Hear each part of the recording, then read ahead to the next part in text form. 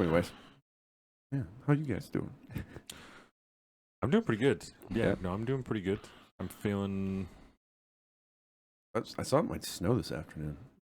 That's gonna. Yeah, I'm be not a fan of that. No, But at least it's the weekend. no, I've been doing generally pretty good. The bakery stuff going on, just regular, You guys moved that fridge? doing that today. Ooh, post show. So jazzed, fucking so thrilled. I bet. We did I left yesterday to help him move an engine, Mm-hmm. and so we were doing that. We did some man shit too, like digging holes. Yeah, Yeah, dude. It's just Moving so- engines, digging holes. Spilling oil everywhere. Ooh, I'm that's just fun. cold all the time now. Now that I'm cold all of the time. Gotta get fat again, dude. It sucks. Exactly. I never, There's no it's insulation. The only time that I ever almost regret it. When we were out on range day all together, that was like, this is horrible. Like I don't want. I'm perplexed by how people do not come more prepared for cold weather Yeah. after year. I mean, I've been going up in the capital for 10 years now, but I tell people, hey, don't look at weather reports for down there. Right. It's a lot different up here. Yeah, it's cold up there. People Just plan still on being fucking come fucking cold. unprepared. Yeah, and I was, I thought Not saying that you I did. No, Mhm. well, I mean, I could have been more prepared. I thought that I was. The jacket that I wore was an old jacket, which was a poor choice because that's what made me so cold. It was just that Oh, it yeah. wasn't repelling rain as good as it should. I But was that's snug as a like, bug in a rug. Yeah, The I've time I went also- up, dude, it was just straight. There was no way to get out of that. right. That was just the valley of death that day. Yeah. Snow, freezing rain. You can come up in Water. the summer when it's 110. Yeah. Get And I've sunburned. I've hunted up there during like the late season sometimes, and it gets fucking hot up there. Yeah, well, especially in the pit, there's no anything. No. It's just And it all bounces off sun the rocks. all day. Yeah, I was surprised how bad the wind was. I thought maybe just being down in the hole would be fine. Nope. No. Nope. It's like it spins around and Yeah. yeah. When the last time we went out during the summer, I got real sunburned and didn't realize it. Just I didn't think about it, and I fucking I feel like I remember never, I never wear sunblock. I don't. I get sunburned one time, and then We got them for the sweet rest of Mexican the year, jeans. like it's Yeah. I've got that base and I'm pretty good on it. Yeah. And that was my one time for the year. And I was on my way home, and I had like all the windows up and everything with the AC on, but my arms were getting hot just from the sun through the window. And I Oh, was yeah. like, fuck. So I fucking sunburned. God damn it. It's Yeah. gonna suck so bad that like it's through the window and it already hurts. Yeah, your sweet Mexican genetics usually make it like so you're perfect for it. Yeah, it works well. I got to get the one out of the way because the winter will just fucks my whole complexion up. I get horrifically dry and all. Dude. Nordic blood. I don't do Yeah. well in the sun. Yeah. It takes me I don't tan, I red. I can tan, but my God, it's a slow, arduous process. Yeah, Yeah. If I go to the tanning salon, it's like 2 minutes. Done. Otherwise, coming out like a cherry. right. Yeah. Not the greatest. No, we got Brine here today, right? Brine. Brine? Yeah, you were on our very first. It wasn't released that way because yours Yeah. just came out the other day. But Yeah. you were on the very first episode that we recorded. Yeah. So obviously bringing you back in, that's kind of our intent with the guests on the show is that we will have them in multiple times so we can get to know them better. You guys can get to know them better because a lot of people, like only one of us know them. Like I was friends with Brine, so you don't know him as well as I do. Even I'm still getting to know him. So it'll be good. And you haven't even seen the episode with Tyler yet. No, that one comes out today. Yeah, no one knows that, but the day that this is being Indeed. recorded is the day that It'll be drops out on already by Patreon. the time this comes out. because this will be whatever next month or something. But Yeah. so the show's going well. I feel good about this, Brine. People get a lot of good feedback. Yes, Yeah. this show in particular, I have received a lot of really positive feedback. People really like the more personal aspects of it, getting to know us more a little bit, and just kind of weird people actually like us. It's a strange thing all of a sudden. Yeah. It's not just contentious issues that they want to fight me over. We got a lot of. There's going to be a lot of changes on the show in this year. I can feel that already. There's a lot of. That's where most I think of my like personal stress comes from right now is show stuff. It's just trying to figure stuff out. I can feel it. I'm chasing that gut feeling, and I can feel it. I know that something's there. I'm just missing something. So no, It's difficult with an ever evolving entity like that. Yeah. It's because everyone's shows are always evolving. Yeah. This show is going to always evolve too. It's going to eventually just be it's going to be different in a year from now than it is today. Yeah.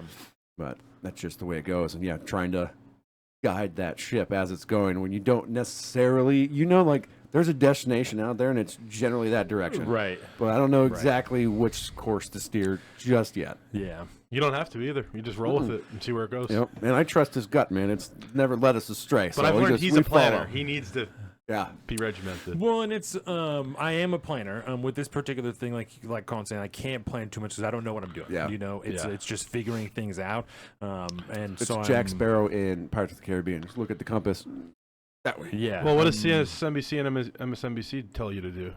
I'm going to do the overlords? opposite of that, I Yes. think. Oh, you don't have a producer from Yeah, the there that handler? comes down? I and- don't no? know. Oh, The No, memo doesn't come this down is- from corporate I to was- tell us what to say. I was talking to Jordan about this last night. I talked to Larry for like an hour last night. I had a fucking awesome conversation with Larry last night Nice. about some. Good shit. It just the conversation with Larry. Jordan asked me, she's like, "Well, how do you feel?" Because I talked for like 10 minutes straight when I was done talking to Larry. I just came downstairs because she's down here. Mm-hmm. It's like, I have to tell you of all of the stuff that's in my brain. So just talking and talking and talking. She's like, "Well, how do you feel?" And I think I was quiet for it's got to be over a full minute, just really trying to think and like make sure that I found the right word. Like, how do I feel right now about the show, about all the stuff that's going on? I say I feel invigorated by this conversation that I just had with Larry because it was about a topic specific thing. I called him to interview about some things regarding my article this month. Or trying to get some information about my article this month, and all of the information that he gave me just very much confirmed the assumption that I was building this article off of. Okay. And so I was like, okay, I'm on to something. Like I'm headed in the right direction of this, you know. And that was The gut didn't steer him wrong. and it's like a metaphor almost for the larger grand scheme of this. Like I am onto something, and I know that, and I know that if I continue to follow my gut, I am going to find the right path. I'm gonna do the right things. You know, my faith in myself, my belief in myself is not wavering. It is not that. I am just very much in this circle of fucking confusion and frustration of like I'm fucking sitting right on top of something, you know. And that's what Larry said when I was talking about this thing. I'll tell There's you more gold about it down there afterwards. somewhere. I can feel yeah, it. and that's what I was like. I feel good about this conversation because you're making me feel like I'm onto something. And he said, "You're so much onto it that you are fucking right over the target." He's like, "You are precisely on it," and like I think that you're ahead 2 or 3 years ahead of like what the standard reporting on this is going to be. I believe, and you'll understand more of this afterwards. I don't want to fucking Don't say give away too the much. article. No, because it's going to be it's going to have to turn into multiple articles just based off the conversation that I had with Larry. It's going to have to be a multi-page thing, Nice. and this will absolutely be the beginning of our background reporting days of like we can't tell you this person's name, but this is the information they gave us, and this is their generalized position, so you can understand that they can be trusted. Yeah, we're not going to burn sources here. Yes. Although we just did. Yes. Well, Larry's Larry. He's Yeah. he's in the private sector now. That's That's his right. own- It's clear. And he was open enough about everything he said last night that he would repeat it on the show. So it's not him; it's the people that he would connect us with that are still active duty. That Oh, word. you know need to be protected to a certain extent, but are of the same mindset that Larry is. They are more than willing to cooperate with him in his endeavor to help me. So I feel good. I That's do good. feel good. I'm in a real. I don't know. I have a hard time describing. It's not a rut. Like I'm not in a. I'm just in a fucking in a thing. You know. I got a thing. A little lull. Yeah. Something. You're in the 'cause- fog. You're in the fog, and you Yeah. don't. Yeah, you can't see. I think the fog is probably the best way to put it because I don't feel. I'm not scared. You know, my faith is not wavered. I feel fully confident in the overall situation of like the show of everything regarding that. It's just this particular moment that I'm like I just don't know. I don't know right now. I don't know right now. But there is a thing, and I'm gonna know what it is. That's great. So, no, I feel very good. Yeah, there's gonna be lots of changes for the show this year. Lots of stuff. Good. People want to see more of us. They liked the idea of an every week. And I didn't promise, but I told Joseph, I think by the beginning of next year, we'll be on an every schedule. We'll be back to that place where we'll be able to do that. Shorter shows every week. That would not suck. Yeah. Come correct like that. Mm-hmm. I think that would be good. I like it. Yeah, we're about in that place. Yeah. Well, do we have anything in particularly that we wanted to discuss today? So the way that we're going to roll, what I said we're going to roll the guest is that if Brine has something, whoever the guest is, has something in particular they want to discuss, then we will run down that pathway. And if not, then I will guide us from there. So There's been some pretty major life changes in your life relatively recently, from what I understand. Yeah. Yeah, definitely. Good, the bad. Yeah. and recently the good again. So that's always really good. yeah, well, last time I was on here, we talked about a lot about alcoholism or like addiction in general. Yeah, it was Yeah. more topic based, and that's the ones we've done since then with guests have like been more personal based, and that's the family episodes are more. So Yeah. it doesn't matter. It's either way, you know. Yeah. It's a whatever. We're still looking for the path. Yeah, well, I'll talk about whatever. I mean, I definitely want to talk about my last relationship. Yeah. Oh, dude. And how that has affected me over the last couple years, even during. I mean, I can get into the weeds with that one.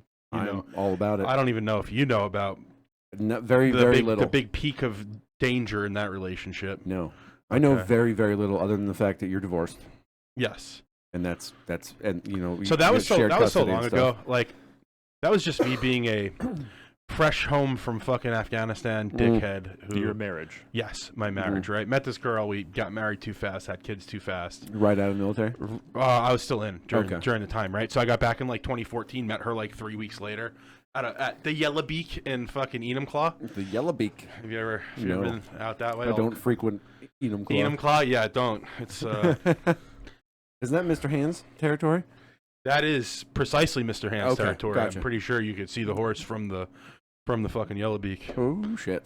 That's why I know what you're yeah, talking about. That's Yes, why that was- bestiality it is caught me illegal off in this guard. state now. Yeah. I guess I didn't realize that it was. That a was local everybody story. on Fort Yeah. Lewis knows about that I because guess I didn't realize it's it was a right local there. story. I Wow. had Oh, heard yeah, that story, it's- but didn't it's know that local. it was a Washington. Well, Yep. He shouldn't we is be so proud? up until he died, bestiality was legal in Yeah. Washington State. You could fuck horses Yeah.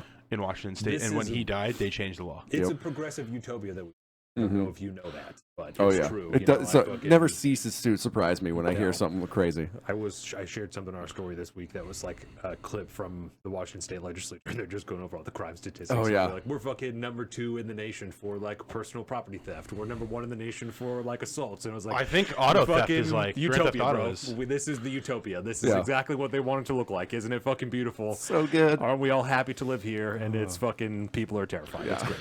So no, but yeah, I didn't realize that was. If anybody who doesn't know, we're not going to get into it now. But look up Mr. Hand. And, Use yeah. DuckDuckGo. Yes, Don't do that. use Google. I mean, Use a VPN. You could I can say, find news stories on it. Yeah. Yeah. you could say it as easy as man, horse, Done. and now man is dead. Yeah. Yeah. It's no From, longer alive. yeah. Yeah. So, anyways, you met her down Yeah. at the. I met her at Mr. Hand's ranch. I mean, And Mr. the Hand's yellow- last show.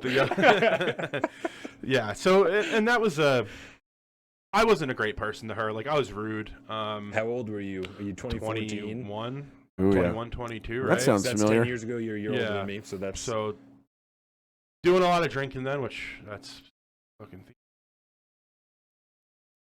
Here's that. Right, I got an Arnold Palmer, I guess, right now. Harley Palmy. I'm sure there are going to be many people in the life of this show that are like, if you're talking about men's mental health, shouldn't you maybe not be drinking? To those people, I say, eat shit. We Yeah. do what we want on this show. Exactly. And we handle things the Yeah. way that Yeah. we feel is appropriate. Yep. So I mean, I could actively say I still struggle with alcoholism in a way, but not like not like I'm going home and be like, I need to drink. It's just like I do not like drinking one and then stopping. It's I will drink until I have no more to drink, which is my And- problem. Luckily, I don't drink liquor, so Yeah. that could be a way whole dangerous issue if I Yeah. drink liquor. Yeah. Because beer, I'll get to the point where I'm so full, I'm just stopped. I can't Yeah. it's a I positive can't about beer. I think. black out and like throw up over beer because my body will not physically let me drink that much. Yeah. Yeah. That So is- if I drank liquor, life could be. And those Not the, good. like 12% beers will make you sick. Oh, yeah. Before you're fucking in danger zone. I stay away. Can from those. confirm. Yeah, you'll just get sick. They don't even taste good. No, when they get real heavy, I don't, you know. I When think like they're- 8% is the taste limit of where it still tastes like a beer. It doesn't have like that little singe of like malt liquor. Because if it's not ice I, cold, I'm just going to shut my if mouth it's right not now. ice cold, you're it's not a beardo. I am a beardo. a beer A that's beardo, I like that. I forgot to turn the sound off my phone. A beer that's that high in alcohol percentages only like doesn't taste harsh if it's super duper cold. If it's warm at all, it's like Yes, real I Yeah. agree. hard I to agree with handle. that a lot. Yeah. Once it starts to get warm, it gets tough. Yeah, you gotta. And you, A so nice that's room like temp that's why they Guinness. give you the small glass at the brewery because you have to drink it quick. Yeah, I you know. But And when they're I also buy the trying to- cans and I bring them home and they're the festive mothers, Tall boys. 11% that are tall boys, and I accidentally put down a 4-pack in one night, and I have a Accidentally. really bad night. that'll get you, dude. Oh yeah, that was during the struggles, and there was some nights that I spent in front of the porcelain throne because I was. Yeah. You know, by the time you get done with the third one, you're fucked up, and you're like, the fourth one, I could do that one more. We'll just do one more, and that'll call it a night. Yeah, then you have that headache. Miserable. Anyways, sorry. It's all right. We're gonna go off topic, and that's a bad habit. that's what of you guys mine. do. That's how this network goes. That's how it should be, though, Yeah. right? That's how It's standard combo. Yeah, exactly. So so you guys get together. You're 21 years old, and I mean, I got married at the same age. I'm way too young to be doing that shit. Too young, right? And then like the most part. we kind of For rushed. the most part. For non-super disciplined, well put together human beings. Yes. I have to represent those of us who have made it. It's a little bit different too, right? Like Yeah. part of being in the military is you live in the barracks room. And if you want to date, it's very, very difficult because you have to sneak this girl into the barracks room Right. to have any personal time, right? Or you go and get a hotel, which I was doing. I'm a soldier at that time, Did that. making It like gets expensive. very $1,400 a month, right? And I had flight pay. Like I was getting more money than the average Joe. So you're a little quick to want to get that $2,800 check every month of BAH, the housing allowance, once you're married. So. It doubles your pay, damn near, if Yeah, not and more. the girls love it because now they have like fucking top tier healthcare and Generally speaking, a good place to live all the time. It's a very good secure place to situation. live. You know, the men have a command where they are held accountable to a certain lifestyle. It's not like I could just decide I'm not going to work today. Like, no, you're Nope. Yeah, they'll come fucking find you, right? You be dying of the flu, bro. You better still show up. Yeah, you're going to sick call. If not, You if gotta- you have a good command, it's like, dude, all right, just stay home. You're not doing this every other week. So don't do it on a Monday after a football Sunday because they know you're just a little exactly. hungover. But even that, like, Make it a Wednesday. I'm super hungover right now. It was my birthday. Take the day off. Yeah. But You got leave. Burn on. Yeah. I'll write up the shit for you. It's fine. yeah, but we rushed for sure. And looking back now, it's like I don't even know if I loved her, right? And it's like, well, that's also 8 years ago, so How long were you guys married? like less than a year maybe. Okay. We never even had our wedding. Just a courthouse deal, and then Just a courthouse deal. We got married at a Buffalo Wild Wings parking lot by a friend. Quick, just the paperwork, and then we never made it to the wedding. weddings are overrated. Yeah, I tell you definitely what. agree with that. Yeah. Having had one, they're overrated. it's a big party for other people. It's not fucking. And then you don't get to see everybody, and it's like I'd rather just. If I were to do it again, I would just like go home for a week and like introduce people that way, and then like maybe go take a vacation or something. Jordan has demanded that we renew our vows every 10 years because we got married so young, which I find to be a reasonable request. Yep. So it's it will exciting be, too. and so we'll have a smaller party next time. With just the homies. Yeah, it will be. Okay, more we're all centered getting together around for us. this tonight. Yeah, It'll be still fun. a large party, Yeah. but we're not going to have 120 guests or whatever. Yeah. Well, dodge the fucking wedding bullet is a good deal because that was a lot of stress to deal with for, and you're generally speaking, you're usually getting married before orders because you got to get married before you get to the next spot or not. And so before you travel and all that stuff. So there's a deadline and then it's rush. And then you got to, we did the whole, I like to say it was a Where'd you meet small her? wedding. Fucking Match.com. Back in the day before dating I apps, meant, like, that was it. In the fucking And in New York, yeah, or- she lived in Queens, and I was out in Long Island. Yeah, that drive so much. How far was the drive? It was a Like hour 22 miles, but fucking hour and a half long. Yep, hour and a half long. My concept of New York City, I had made you draw the map for me one day because I was like, I don't even know what the fuck this looks like. It would be How like does any driving of from this here to works? Tacoma, but it taking 3 times as long. Yeah. Right. Because traffic. Yep. Right, traffic and lights and Oh, yeah. just a more organized, more laid out, but Sometimes more organized. But there's just also fucking 70 times more people there. Yeah. I lived in like the Port Jeff area. You know where Port Jeff is, and like I lived sometimes at like 5 minutes away from Port Jeff. Oh, really? Yeah. We Where did at? this. We did this the time first that you time. were on the show. I Yeah. thought you were on the South Shore. We pulled up the map For and stuff. my first year I was there, I lived on the South Shore, and then I moved up. Coram? Coram. Oh yeah, shit! yeah. Then yeah, dude, Wherever that golf course was. my Sweet golf town course. butted up against Coram. Yeah, it was just the next. Yeah, because I'd go to like the grocery store up in Port Jeff, and I had some friends that lived down at fucking Stony Brook University. You hear about it all the times in the news. That's right there. Yes. Yep. Yeah, that was the nearest like LIRR train stop was at Port Jeff. So. Well, that one sucks because you have to if you want to go to Manhattan, you have to hop over in Jamaica. Yes, you do. Or if you go to Ronkonkoma, it's a straight shot all the way in the Pen. Yep, got to get down to Ronkonkoma, bro. That was Whoa. Yeah. It's the secrets. It is, yeah, because what happened? It's just another big train station. Yeah. Oh, okay. But yeah, I would when I was feeling lazy and I was going to take the train into the city, stop. Always the better option. Go to fucking Jamaica and then transfer to the subway. But Jamaica? Yeah, Jamaica Queens. Okay. And some dude tried to fucking steal my shoes off me one day when I was standing there waiting for the fucking subway. What size are you? Yeah, exactly. Yeah, I really like them shoes, man. You should really give me them shoes. I was not ready for that type of confrontation at that point in time in my life. Dick out and you're like,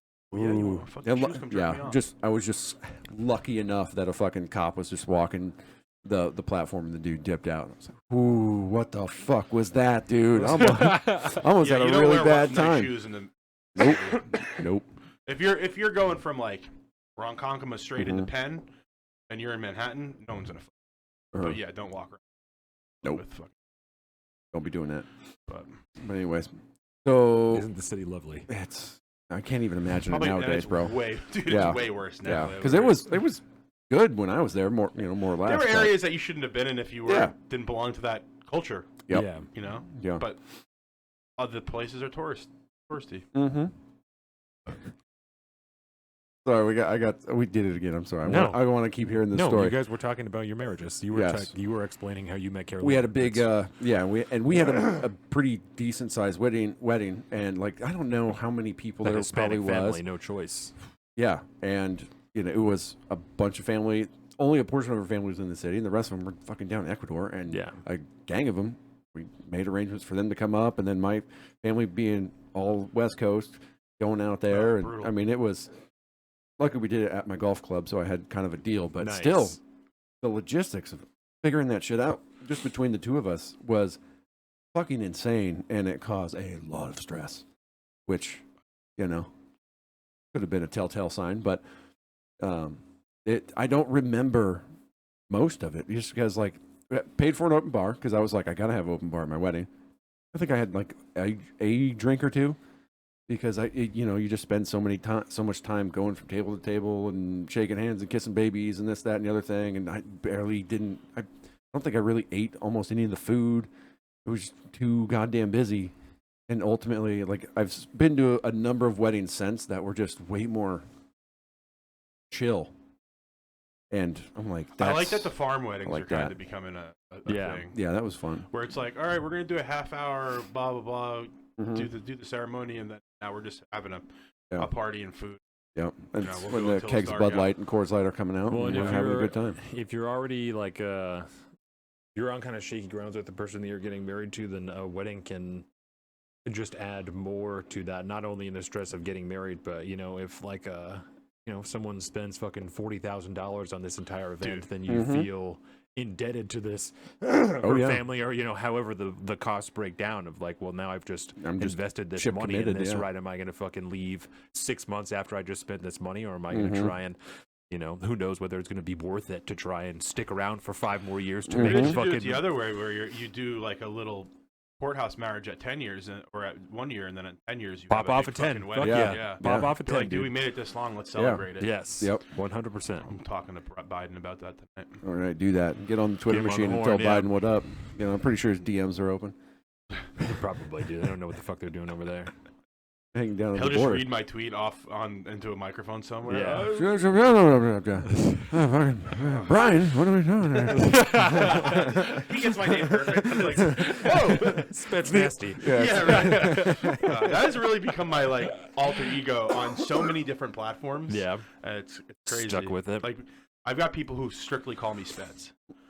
The internet is a fucking it's a cool name. Weird world, I'm very much on the edge of it, so it's just a strange, like, that aspect of people only knowing each other as, screen names and stuff like that. I've been playing games with dudes for 10 years. I don't even know what they look like. Right. Oh yeah. But like, if I don't talk to them for a few weeks, I start feeling like lonesome. Right. Yeah. I was thinking about it last week. I was watching the update for the new Fallout London, right? That's going to come out like in the next month or something like that.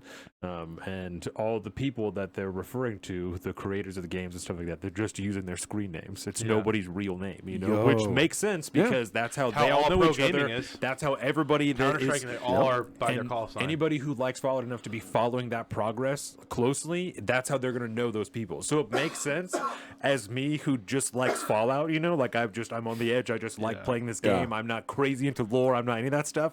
Like, what the fuck is this? Like, I know you're all real people, right? You all are really exist because you fucking made this game. What is going on here? It's just it's also the gaming industry. It wouldn't surprise me if they changed their name to their screen name legally, and that's just what they go by. Well, they weren't on the screen. They had all built characters, Fallout characters, and that's what's on the screen when they're talking, you know? So it was fucking weird, bro. Metaverse, man. That's weird.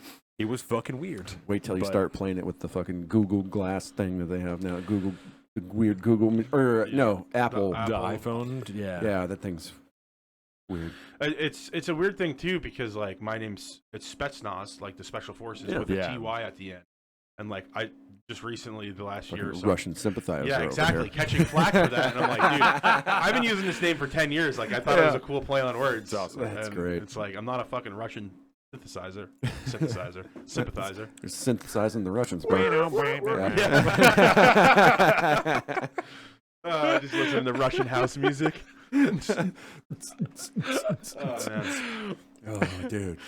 But anyway, back to the ex-wife.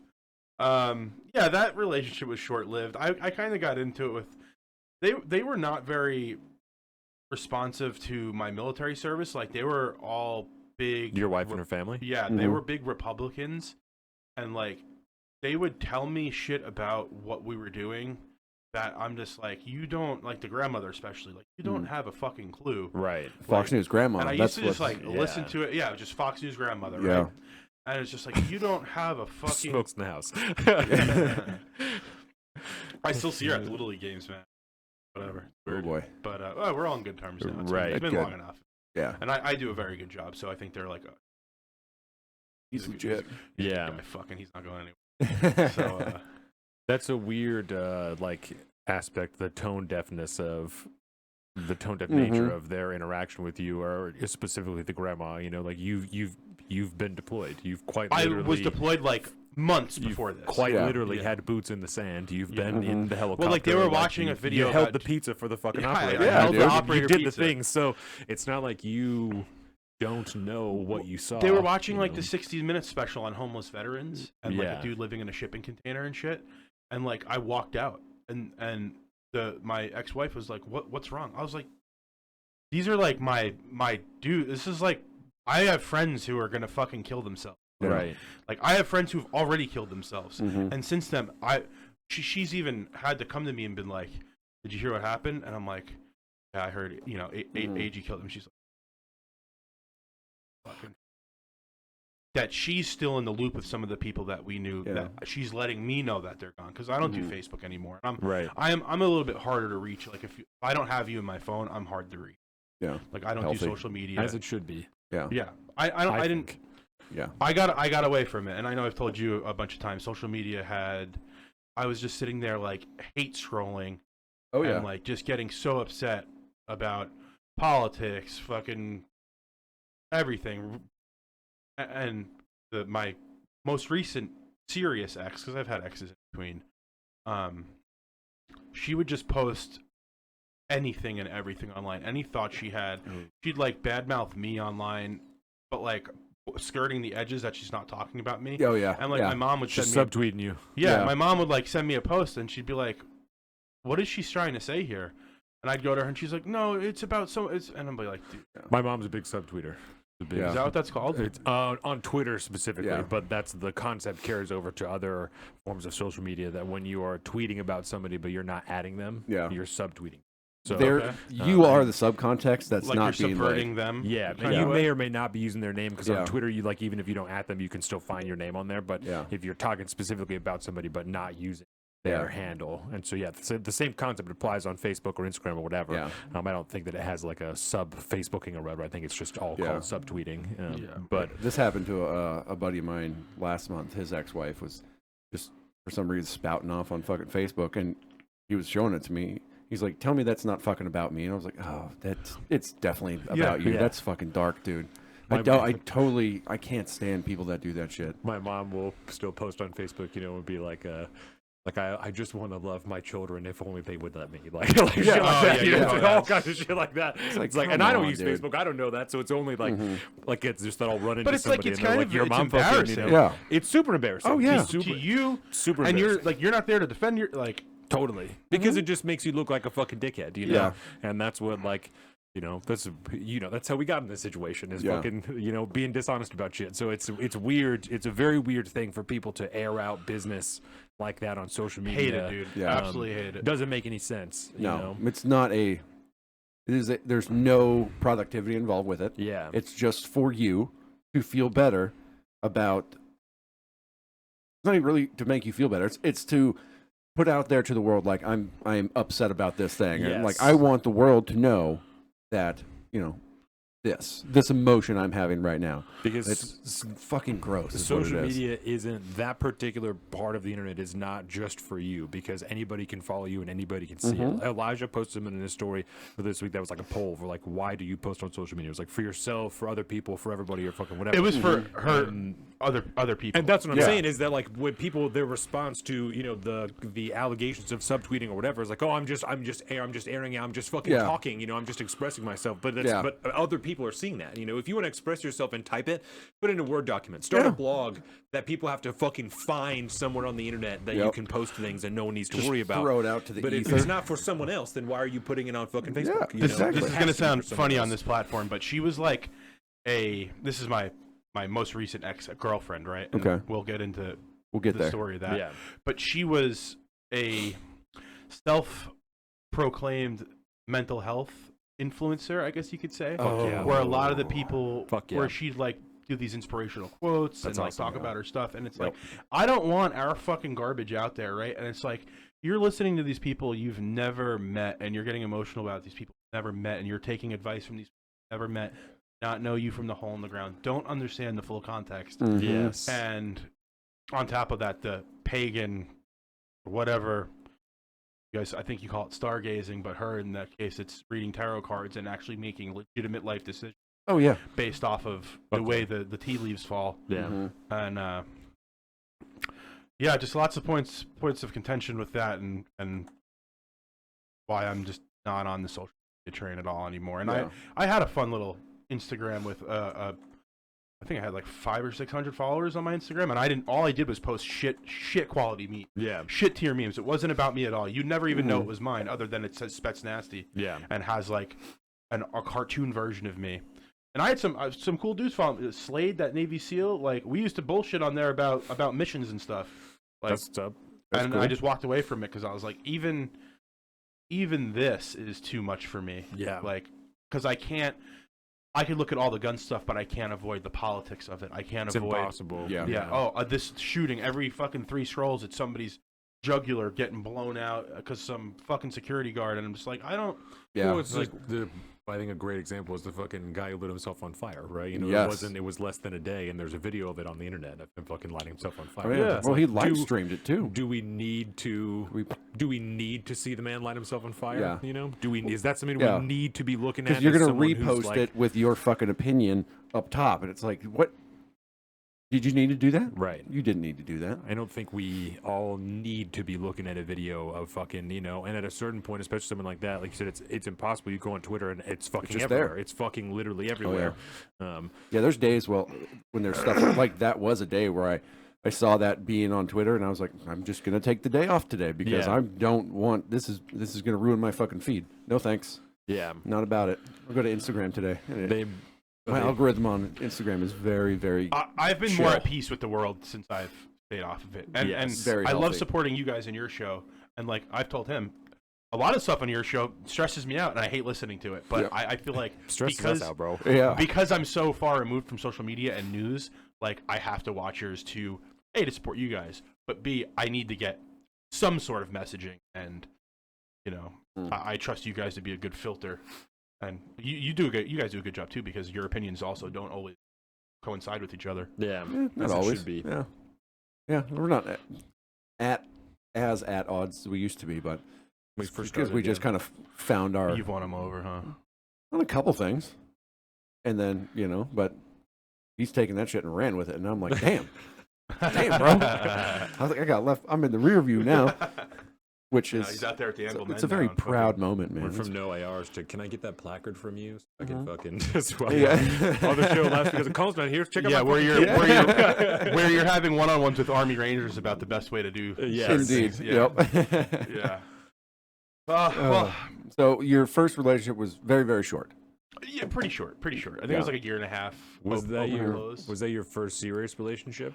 Yeah, first one that was like open. I kind of had relationships with girls in high school who I brought them around once in a while, but like it wasn't an exclusive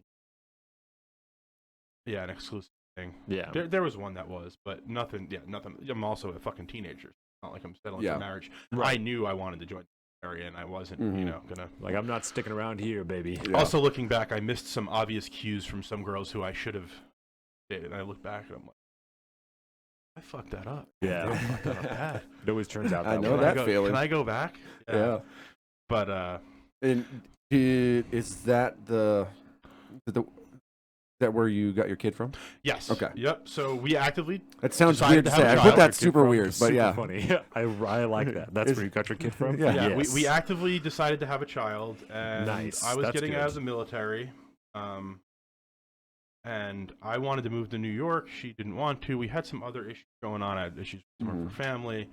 Because she's from here. She's from here. Yep, she's from Covington, and and basically I went. I don't even go over how it ended because it doesn't matter. But it's up to you, man. No, it's irrelevant. It brings no value.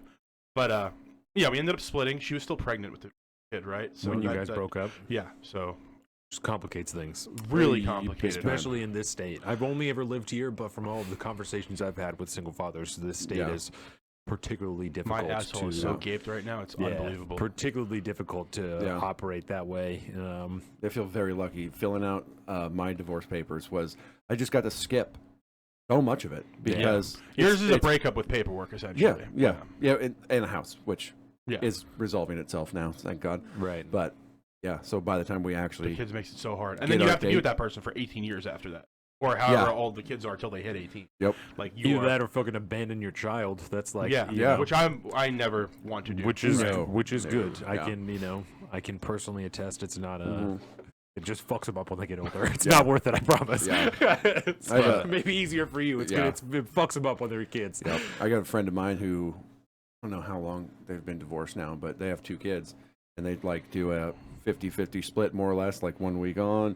They pass off and this and that, but then they still do like group hangouts and like I hung out with her the other day and a couple other people, and he was at the same brewery and the kids were there and everybody was hanging out in their own little areas and stuff. But it was, I can't remember whose week it was, but like they still do that type of shit too. So like they're just interfacing all the time, and thank God they actually have found like a good way to have some kind of relationship, I guess. But because otherwise I can see that going dark, especially when you get the ass end of it and you're having to like pay money out the ass and you're tied down now, and like you have to, if she moves away, you basically have to go too, unless either that or abandon your kids, and it's like you're still just always tied down. It's not right. It's tough. And the legal fight to try and make someone like not leave with your kids, after you've already had the divorce is a whole nother. Your kids are older. It's just another fucking ring of bullshit to run them through. You know, that's you don't want to do. You know? I've been very, very lucky in my divorce. It just seems everybody else I know has kids, and it's just like it's a fucking nightmare. I'm like, this is like I deal with shit, obviously, but it's small potatoes, comparatively. That's certainly very thankful for that. I don't know exactly. I'm sure it's not easy, but right. I don't know exactly how to phrase it, but it's a hell of a lot cheaper. And I'll tell you that. We're able to do it without any lawyers involved, which is nice. No, I was a minor positive. I think it was $26,000 to great. Yeah, mine are positive because if you did have children, it would just have made this whole situation even more fucked up and stressful, than it already is. So Yep. It would have been very different. Yeah. So it was a long, drawn-out, brutal process in the divorce then. Yeah, so that's actually where I dated a chick after that briefly, and my most recent ex, we knew her. My ex-wife and I, we knew her. We knew of her, right? And as a couple? Or? Yeah, as a couple, and she knew I was into her in a way, which was whatever, right? Not in I'm gonna try to date this chick way, but she's attractive, and you like who you like. Yeah, exactly. So that's the difference between a good man and a not good man, is whether what you do about that. Exactly. You like who you like. It is what it is. There's nothing to fucking be done about it. It's about how you conduct yourself afterwards. Indeed. So. I wouldn't go where she was without my ex, which is a fucking hell present. Yeah. So I dated this chick for I don't know, a couple months after that, after my split with my ex-wife, and then I started hanging out with this most recent ex, and we're more friends, right? We never really started dating, and then it came into coming over every day, and then we banged, and then she never left the house for 6 years. Yeah, 6 years. Okay. Yeah. So I was trying to lay the timeline out here in my head, but this is the gal you dated after your wife, and so you guys divorced in 2015 or 2016? 2016, I think. Okay. Yeah, it must have been early 2016. Well, when we split, the divorce didn't happen for probably another 2 years.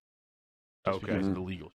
Yeah, we were legally separated. Right. Yeah. Right. So we had court docs saying we were legally separated, so we could get all that stuff out of the way. So you started dating this gal while you were still technically married, but you were legally separated, which is very normal. There's nothing wrong with that. No, it was nothing shady about it at all. Just to be clear for any fucking any lawyers involved, any bullshitters, any fucking whatever. No, shut the fuck up. There's nothing wrong with that. I know. Yeah. Nothing at all. We were done. We talked last time about what are those sins of whether attending a marriage of somebody whose ex-wife is still alive. That's it's a sin for it's a particular type of sin. There's a name for it. I don't remember. It's a veneral sin or something because it's a side thing. That's great. I don't care if I sin. You won't go to hell for it. It's some deep lore. Super Catholic shit. Yeah, that's it's like a my morality is not done by the Catholic Church. Exactly. Yeah, and I don't remember. I heard about it on Tell 'em Steve Deb. I don't even remember why we were talking about it, but well, I think you heard it and you're like, yo, let me tell you about this. Yeah, that's fucking crazy. Right, it is a sin supposedly if you're a practicing Catholic. It's on one of the levels to attend the marriage of somebody whose ex-spouse is still alive. Yeah, because when you get married, you say to death. What's their opinions of fucking little boys? I don't think it's depends what. I don't think it's in the black and white. It depends what type of clothes. So if you wear black and white, you can do it. Yes, generally speaking. Special hats. There's some sashes involved. They don't get to tell me where my morality lies. No. As a raised Catholic who went to a Catholic school or I'm fucking. You should do all the things like the confirmations I'm and all the things. Catholic, 100%. Yeah, no, that's not at all. I'm as Catholic as they get. I don't like to adhere to anybody's religious doctrines. Yeah. I understand where the morals and the values come from, but. I told this chick 3:45, and it's in Gig Harbor, and I still got to grab a tarp from somewhere because I have a tarp. Okay, because I tried getting that fucking oil out, and it's just the more water, the more oil. Yeah, no, I have. I thought about that. I have a tarp. Okay, cool. So I could tell her a little bit later because it's already 2:00.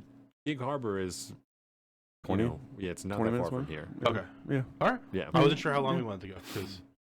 Yeah, no, I think how far are we anyway? You can Google the address, but I'm certain it's not going to take 45 minutes to get there from here. Yeah, we regularly shop in the Costco of Gig Harbor, and it doesn't. I didn't want to have to Google her address and see how deep she is in Gig Harbor, because if she's right on the edge, it could be fucking 20 minutes. This is exactly. Yeah, right. Shout out. For some reason, I assumed we were picking up from an old woman. I don't know why I assumed that. Some sort of office of some. Okay. Okay. Yeah, I don't know. For some reason, I assumed that we were going to an old woman's house to pick up. I don't know. There's nothing that you told me that would indicate that. That was all total assumption. I don't know why, but that's exactly what That's so funny. That's so funny. I don't know. Classy individual. Yes. Oh. Well, I'm going to cut this part out. How much time have we been recording? Down the bottom right? 25 minutes. It's Is that? No, that's not the answer to your Oh, there it question, is. sorry. This is 101. It is like downtown Gig Harbor. Oh yeah, The harbor. downtown. Yeah. So I wouldn't. I would maybe add 10 minutes to that. But we're early enough. The traffic is not going to be. I wouldn't worry about it. Yeah. All right. We're good for another hour before we got to fucking. So during that whole divorce and everything, she was like my partner and helping me do paperwork. This new gal, right? She like really took the reins of. What's her? Can we have a name? You don't have to use her real name if you don't want to. Just for. Well, her name is Emily, so we'll just call her Emily. We can also cut it out if you want. That's part of. No, I don't care. I mean, she's not going to be listening to this. No, but, well, and that's part of the point of the edited episodes is that like on Patreon, the people will get all of this. Yeah. But then no, I mean, there's 2 million people in this state called Emily, so I'm not sure it's going to matter too much. But just for the sake of tracking the story, that's all. Yeah. So yeah, she was helping me through all this, and basically, at the time, she was living with her ex in the house that they owned, but she was like living in a fucking hammock in like the kitchen, like very weird relationship, right? And I should have started to see about how she was as a person earlier on. What do you mean? I'll get into what I mean. Okay. But one, living with your ex, like whatever. I get it. You guys own the house together, but no, I eventually adopted because it was the same thing. She just wasn't around a lot, so it didn't matter. And then started living in their other room across from mine, and so we like would very limited interfacing and stuff like that. But she'd still be around, and it was fucking weird after a while. And then I got to a point where like, if you're gonna be here, I'm just not gonna be here. Well, it got rushed, right? Because she was doing that, and then at the time I rented a nice house, and she came and lived with me, and then that was it. Like we never were separated until we were separated. We probably didn't sleep together 4 or 5 days out of that whole relationship. Yeah. Of over it was like 5.5 years, right? And so that's like 2022 that you guys split. It was the day before I met you. Literally the day before I met you. Oh wow. Yeah. Which is about 2 years ago. That's, wow. You know, okay. I have it. It was the summer of like a year and a half ago. Yeah, I have it written down on my calendar somewhere. Yeah. But. So, yeah, it was literally. I wasn't going to go shooting that day, and then we split, and then Riley was just like, "Come out." You go. Like, How perfect. Exactly. Yeah. Exactly. It was meant to be. And yeah, you've very easily become my best friend out of that group. Yeah. So. yeah, exactly. No, I'm very happy about that. So basically, you guys have Riley to thank again for bringing you guys I thought it was going to together. be Riley. Turns out it's Brine. Well, and it was for me. It was like Riley, and I'm close to Riley in a lot of ways. Yes. But like, Fuck I think Riley. there's the age disparity. I love Riley. There's like the age disparity too, and like him and I, like, he's always working in his garage, and like I don't think he goes out and not that you do or anything. Like, also you and I are physically closer now. Distance wise, we hang out. Yeah, we touch dicks. It's a whole deal. Yeah. Oh, let's be touching dick. Riley. Shuttle docking. Anyways. But yeah, so a big thing I wanted to get into was kind of the codependency of me and her in that relationship, of how, because she kind of helped me getting through all this, and then we lived together so quickly on in our relationship, where there were some huge things going on midway that really we should have just been like, we're done, that we probably stretched the relationship out another 2.5, 3 years. Like what? Yeah, what kind of stuff? I think she was super liberal, downhearted, and like she helped some misaligned values. Someone trans fucking call. Yeah. Transition to a woman, and I was very clear, like, I'm not about that. Like, I'm not a hater by any means, but it's just like, I think these people need help in other ways, and cutting your penis off is not the way I probably think not the is answer. I think, time will prove us correct on that. And then one. she always thought it was weird too, because like that person tried to mimic her and named herself Emily, and that's tried her best to wear the same whatever. Yeah, they're not usually in the best mental health, so I guess it makes sense. Yeah, and it's a pretty finite amount. Yeah, that are that are good, squared away in mental capacity. That I think I would just pretty finite amount. Yeah, like I met a couple. Cool people. Yeah. Dig them. That's fine. There's a lot of them that you meet and you don't even know, because they're really good at. Sure. Anyway, we can. Warm up. It's the hot air rises, bro. Yeah. Although when I'm sitting down, I'm not as tall as everybody anymore. It's kind of sad. My torso's short. But anyways, some misaligned values, obviously, we're seeing. Some misaligned values, and she was a super hard worker. I mean, grew up in like logging camps and like the floating logging camp, right? But her family life almost non-existent, and she could not comprehend why I valued my mother's, grandmother's, father's opinion so much in my life, and why I'm talking to them. And I don't want to say it was a jealousy thing. Maybe it was, but like Christmas, she could not comprehend why my family's buying her gifts. Didn't know how to say thank you. Like just like weird little things where it's not like, oh, I can't be with somebody like that. It was so much little shit. And she had like that. I'm sorry, I didn't mean to interrupt you, but like that, some of that type of stuff is understandable. Like in the beginning, you know, I remember I've told you, like with Jordan's family, they're very generous. They're very generous, and they've always been that way. And my family is not that way. So when we first got together, it was very uncomfortable for me, and I didn't understand. I understand it being uncomfortable. Yes, but at a certain point, this is just how this is. You know, it's. But not, 3 years later, to be pushing back against it feels a little. Yeah, it's like a slap in the face. I'm going to say 2 years to me and my I family. was like, okay, this is just how this goes. I don't need to. I have to get over my own guilt or whatever that's driving my awkwardness around this. Yeah, because it's a personal thing. It's your family's not fucked up for buying her gifts. You know. Yeah. And it was more than just that. It was, you know, like I said, valuing their opinions and wanting them. She was like treated like family. Yeah, exactly. She whatever. I'm not bashing her because I did most of the shit. It's my fault the relationship failed. 100%. This is your experience. You don't need to validate or justify. But, you know, she was also one of those. What do I call? Hypochondriacs. Okay. Where she was looking. She had symptoms or. Well, I do not know the word I'm looking for. She had the answer in her head before the symptoms, right? And would make the symptoms come up. Yeah. And she tried all these different things for rheumatoid arthritis that would never like confirm that she had any of these things, and was just like the amount of pills taken a day was like a fucking cup. A lot of autoimmune disorders. Yes, things but none of them. My fibromyalgia is fucking 100%. Yeah. I got a cousin like that. Yeah. Dude, and it was just like, okay, yeah, you're sore because you did something. Like, you don't need. At first, I was cool with it, right? I rode with it for a long time, and then I was like, man, every time you get this new shot that you're taking every day, or this or that, you seem to have worse issues after, and then you're chasing more to fix those issues. And I'm like, why don't you just try to go fucking cold turkey for a while and see what happens and see what your actual problems are? And that was big butt heads about that. Because you don't care about me, you know. Yeah, you think I'm lying. And it's like, my doctors think I'm lying too. And I'm like, that's not what it's about. But I think you're so deep in the wormhole, you don't know where the top of the wormhole is. Yeah. There's a lot of people that I think don't consider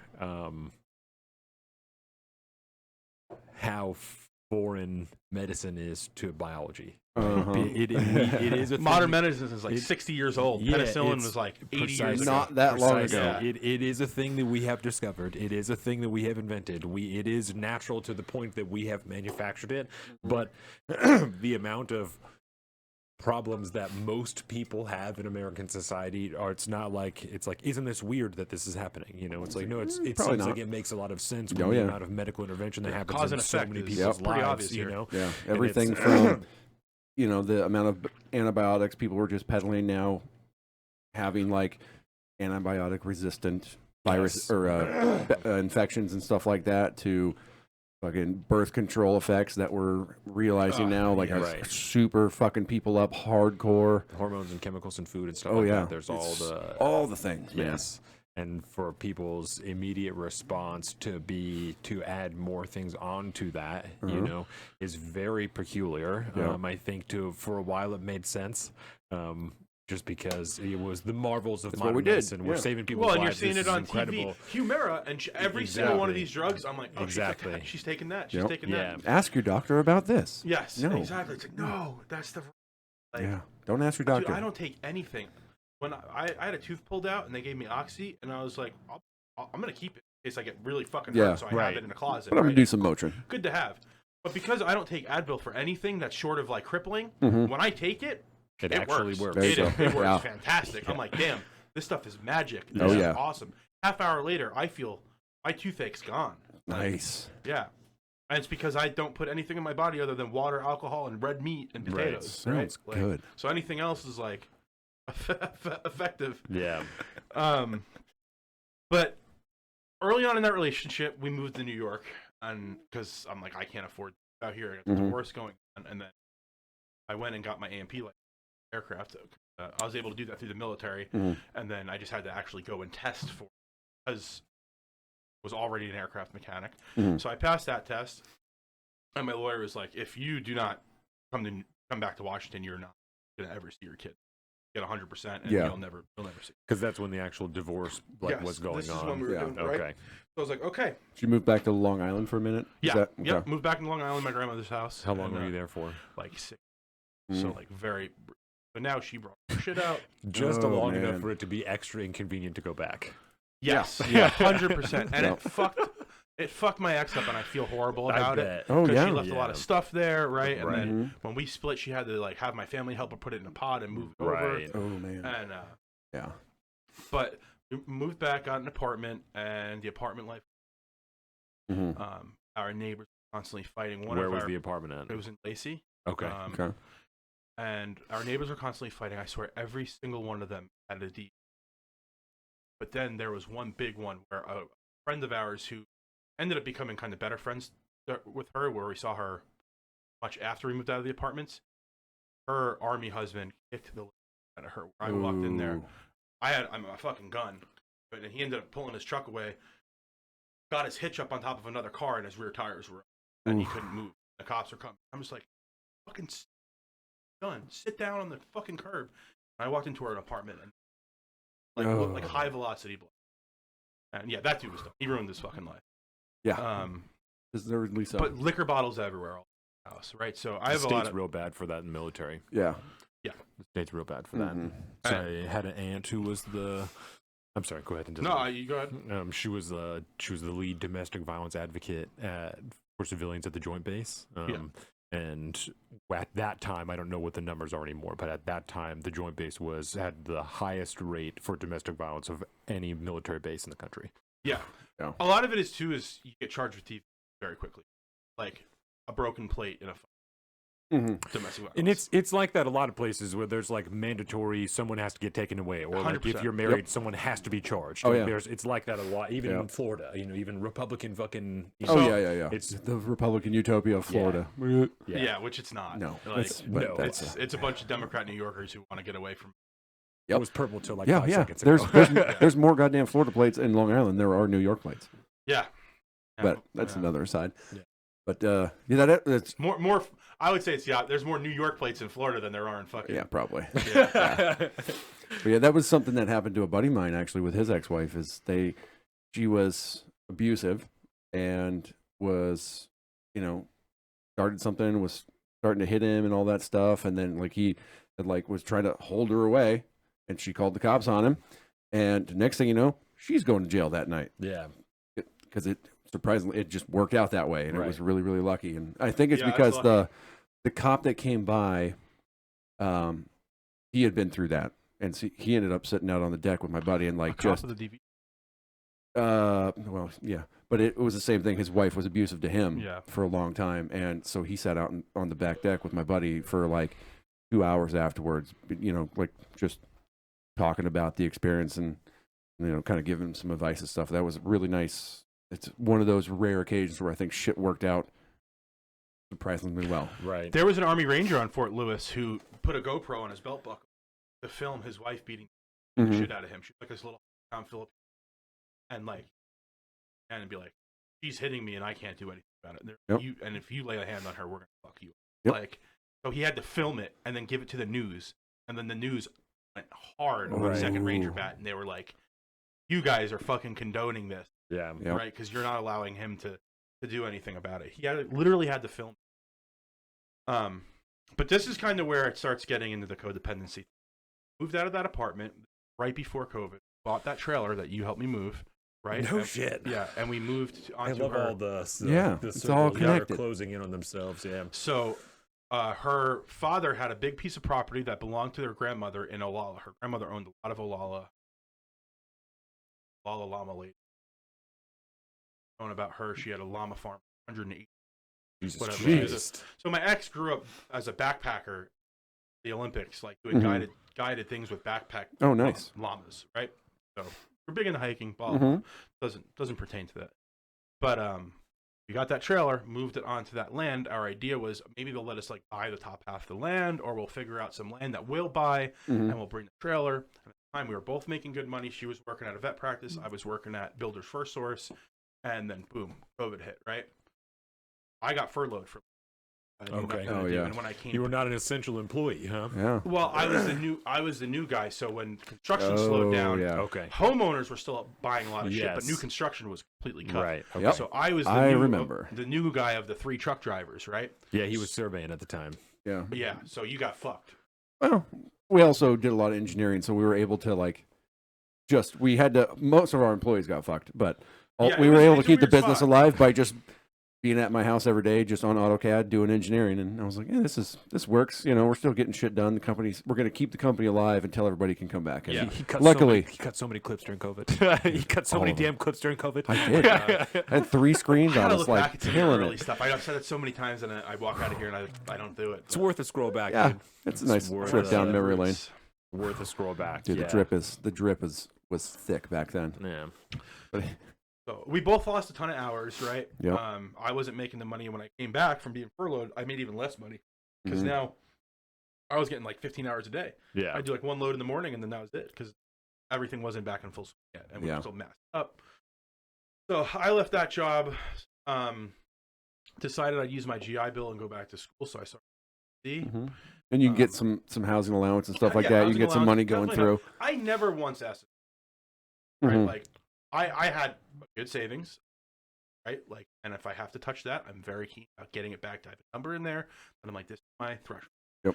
But it was like, yeah, she didn't pay for the trailer or anything. I paid for all that. She paid for a lot of stuff, like she did all the food shopping and stuff. But yeah, I never had to ask her for money, or vice versa. Like we both were able to support ourselves. But I went to school, and she kind of started seeing that as I was being very lazy, and I was drinking like a fish. Don't get me wrong. I was not being a great person. I put on probably 60 pounds during COVID because all I was doing was grilling on my Blackstone all day and drinking fucking base dust. And right, like, that'll do it. Yeah. Like, and then just waiting for her to get off of her shift so we can go kayaking, where I'd get drunk there too. And yeah, and she hated that and told me to stop, and I did stop. And you know, that's pretty much why we split, was because I would not stop drinking. On top of all the other shit, he had a really rough time. This is where it kind of gets hairy. I guess how should I frame this? We're talking about codependency. There were times where this needs to end, but we were both living off of each other, if that makes sense, right? Because we had the trailer, I had nowhere else to go, and I expressed that to her multiple times. I'm like, I feel like you're gonna leave me, and I'm gonna have nowhere to go. Yeah. Like, so what can I do to like maybe alleviate that? And then it was like, oh no. I was like, well, I want to buy a house. So I want to get a job somewhere where it's a career, and I need to know where I'm going to live because I can get back into aviation and make good money.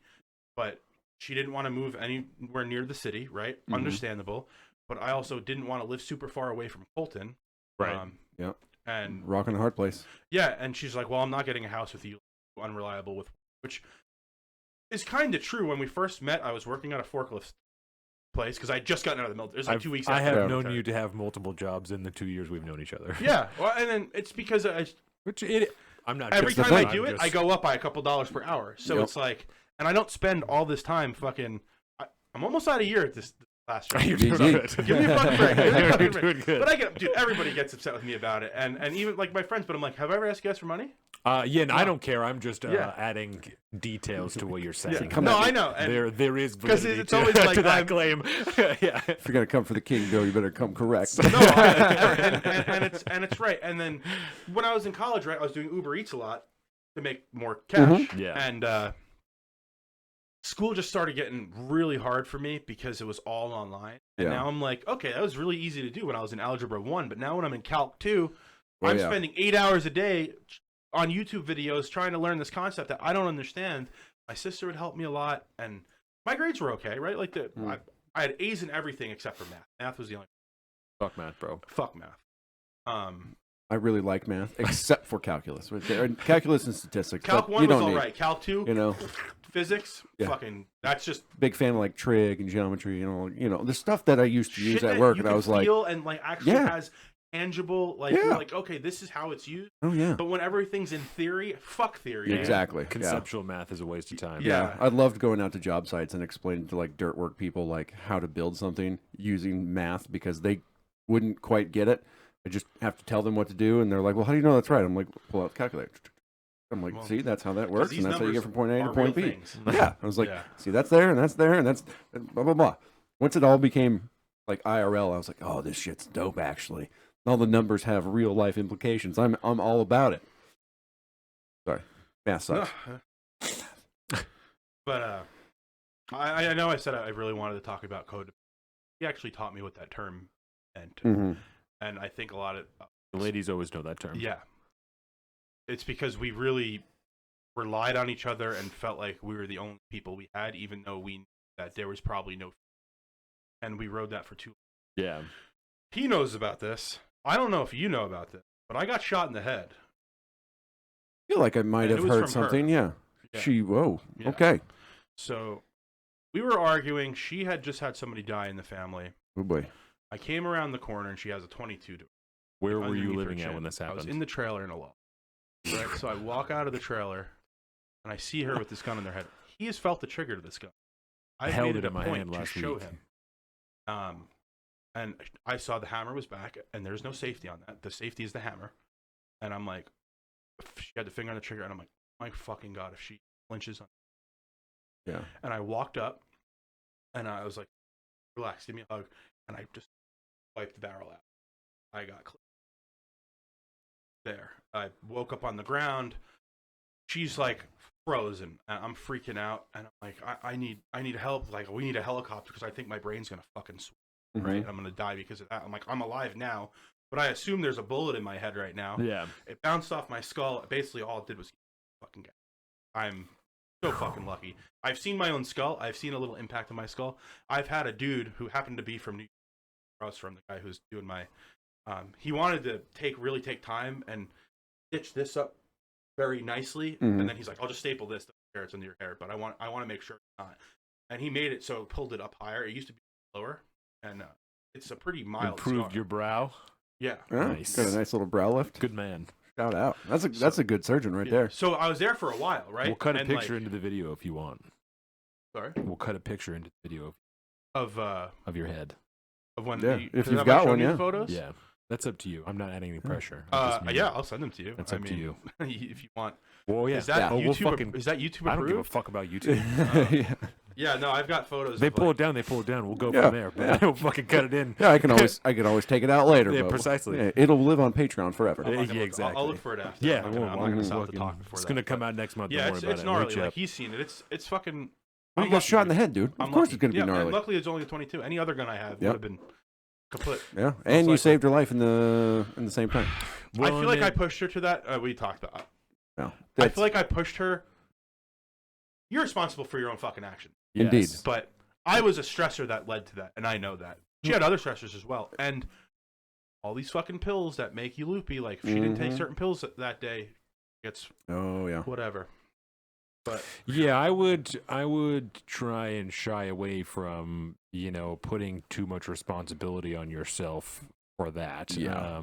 Everybody has agency, like you said, and everyone makes individual choices, and regardless of whatever is going on between the two of you guys, you also could have made the choice to try and take your own life, and you didn't. Yeah. And that wouldn't have made it her fault if you did, and it doesn't make it good on her because you didn't. It doesn't there make were her nights better where than you or anything like that. That's an agency thing. That's a choice that she made. That seems obvious that it was impacted by the chemicals that she's being influenced by. But it wasn't her first attempt. Then I certainly, it was in our relationship. It was not in life. Then I certainly would not imply too much on yourself. There's a burden that you would be carrying that you should not be carrying. The burden is offset by the fact that I got hit. Yeah. If I didn't, I think I'd feel, if I watched that happen, I'd feel significantly worse. Yeah. Significantly worse. And I don't feel bad. It might have fucked you up even more. Yeah. Because getting shot fucked you up. I mean, we've not to be that dick about it, but or insensitive or anything. But we've had multiple conversations about the after effects of it, whatever you want to, the PT. I don't know whatever you want. 100% for like 2 years after, I'd be going to sleep and I would just remember that boom, because like what they don't think about is my ears got blown out. I was so close to the barrel of that gun pointing at me. I couldn't hear fucking shit. It hurt my ears more than it hurt my head. Even at 22, it did feel like somebody fucking hit it. Yeah, I mean, it's still a, It's just the opposite end that you're used to being on, So when you're shooting it, like a 22 is not that loud when you're on the back end of it. But if you're on the front half of it, the sound is a totally different. I mean, you guys have been muzzle blasted with ARs before, right? Right. And there's such an exponential increase from when you're behind the gun to when you're getting muzzle blasted like that. That's like, why brakes are so damn loud. Right. Yeah. Yep. But yeah, and like a high velocity, when you usually see the 22 at the range or whatever, it's low velocity subsonic rounds because it's going for quiet. Right. Like a high velocity, a standard velocity 22 round does not break the sound barrier, but most people buy high velocity rounds. Yeah. And the sound of the sound barrier being broken is the same. Yep. It's the same loudness. Yep. Right. It's Yeah. The sound barrier breaks. It breaks. That's it. It's only got one point in time where it breaks, when speed or whatever, and then it's the same sound everywhere. Yeah. But after that, I should have been like, okay, let's start figuring out ways to separate ourselves and like do it in a less. And we just how long did you date after that? Like 2 years. Oh my god. Yeah. And it just nothing ever got better. Like it just. So I'm not laughing at you. I hope you understand. Don't take offense to that. Yeah. But if that's not the the depth of what codependency could do to people, that doesn't illustrate it. There's no better way to illustrate it. Well, and I felt bad too because. I felt fucking. Yeah. But like the next day, dude, I drive her. Well, I think, but we went to Bellevue for her job interview. She had a job interview the next day, and she whoa. Yeah. Whatever. Balling. That's crazy. That's fucking insane. People thought I was insane. Like I went to the bar the next night and like. No, I mean I don't think I would have been able to apply for a job the next day. Yeah, like from her standpoint, I'd be like, I think I need a couple. I need some time. I would be in the mental. Well, we had to like lie to the sheriffs and stuff and say about what happened. And, I bet. Oh dude, yeah. Like the sheriffs, we had a gated, locked front gate at the bottom of our driveway. It was a long drive. I had to like walk down. I didn't have a shirt on because my shirt was now around my head, right? And I could not figure out how to use an Israeli bandage that I've used 1,000 times.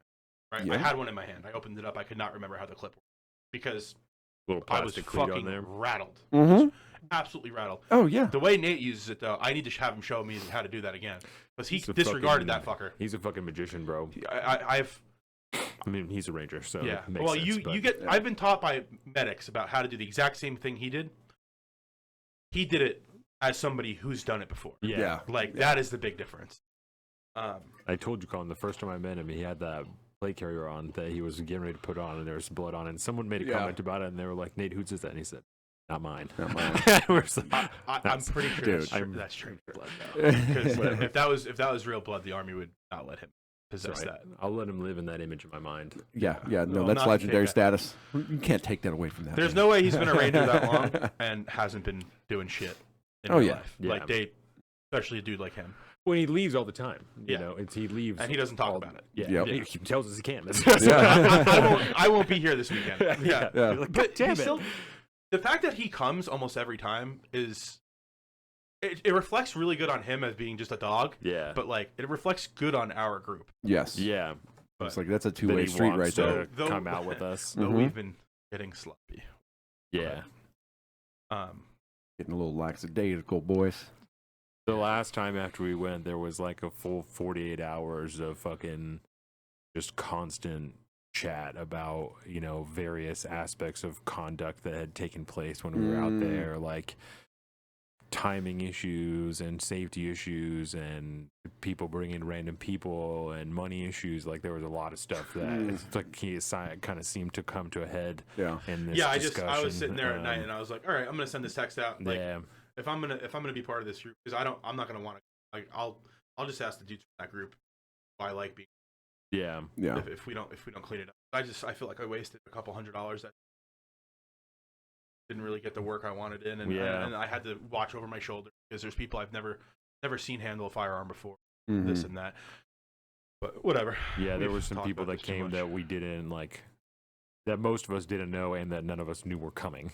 And should not have been there. Period. Yeah, absolutely should not have been there. Period. Yeah, the other dude, good shooter, whatever. But let us know. Oh yeah, for sure. Because we're like, we're shooting, like we're in the middle of shooing, and then all of a sudden someone comes down into the pit, and like it's very separate. You have to intentionally come down there. You don't accidentally go down into the pit. No.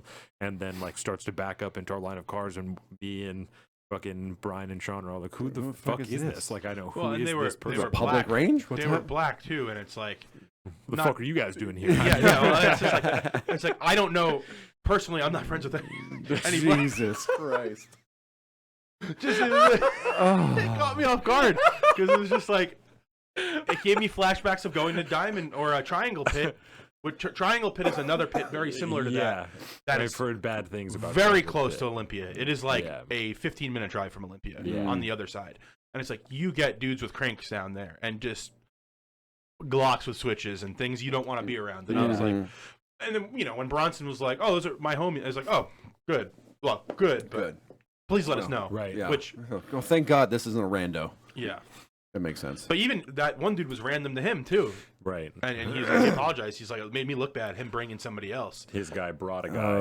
So it was brought a guy who, and I understand you're going around like 10 dudes with guns. Maybe you want somebody in your corner. Right. But it's like, bring somebody who's got a gun. Yeah. Please. Yeah, that would be nice. How much help are they really going to be? Yeah. Well, yeah. I felt like okay when I went, but I was still a little nervous because like, I know you, obviously. I've met Riley before, and we had met before that.